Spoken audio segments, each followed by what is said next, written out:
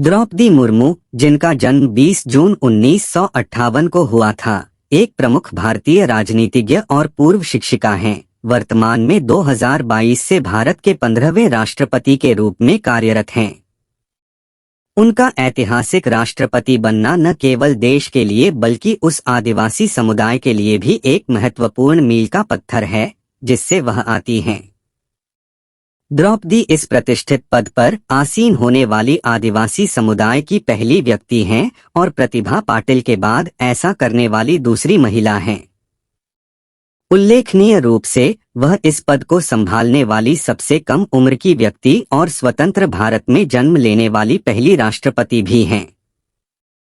राष्ट्रपति बनने से पहले द्रौपदी मुर्मू का एक प्रतिष्ठित राजनीतिक करियर था। उन्होंने पहले 2015 से 2021 तक झारखंड की 8वीं राज्यपाल के रूप में कार्य किया था।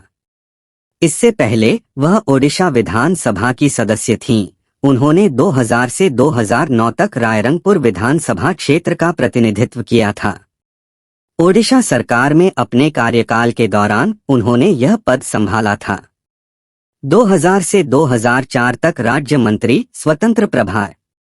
राजनीति में उनकी यात्रा सार्वजनिक सेवा की अवधि के बाद हुई, जहां उन्होंने 1979 से 1983 तक राज्य सिंचाई और बिजली विभाग में क्लर्क के रूप में काम किया।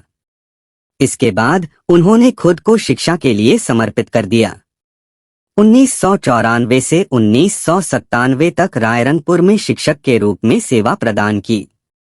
द्रौपदी मुर्मू का जन्म ओडिशा के रायरंगपुर के बैदापोसी क्षेत्र में स्थित उपरबेड़ा गांव में एक संताली परिवार में हुआ था। उनके पिता बिरंची नारायण टुडू एक सम्मानित किसान और ग्राम परिषद ग्राम पंचायत में एक पारंपरिक नेता थे। शुरुआत में उनके परिवार ने उनका नाम पुती टुडू रखा था। बाद में उनके स्कूल के एक शिक्षक ने उनका नाम बदलकर द्रौपदी रख दिया। इन वर्षों में उसका नाम द्रुपदी और दोरपड़ी सहित विभिन्न वर्तनी में बदल गया। उनकी शैक्षिक यात्रा ऊपर बेड़ा के स्थानीय प्राथमिक विद्यालय में शुरू हुई, जहां उन्होंने अपनी प्रारंभिक शिक्षा प्राप्त की। 5 साल की उम्र में वह उच्च अध्ययन के लिए भुवनेश्वर चली गईं। उन्होंने अपनी माध्यमिक शिक्षा गर्ल्स हाई स्कूल यूनिट 2 से पूरी की और बाद में रमा देवी महिला कॉलेज से कला स्नातक की डिग्री हासिल की। 1980 में द्रौपदी मुर्मू ने एक बैंकर श्याम चरण मुर्मू से शादी की।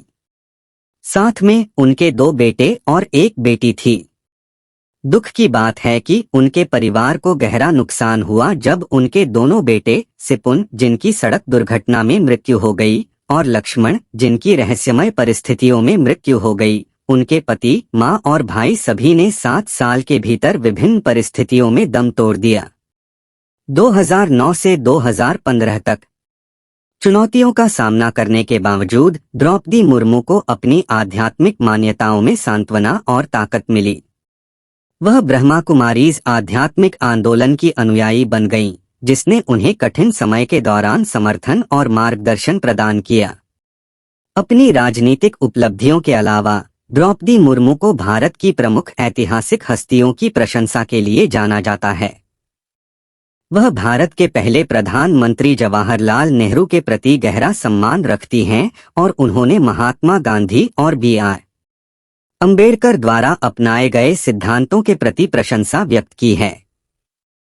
लचीलेपन और दृढ़ संकल्प से चिह्नित द्रौपदी मुर्मू की प्रेरक यात्रा आदिवासी समुदाय और समग्र रूप से राष्ट्र के लिए आशा और सशक्तिकरण की किरण के रूप में काम कर रही है।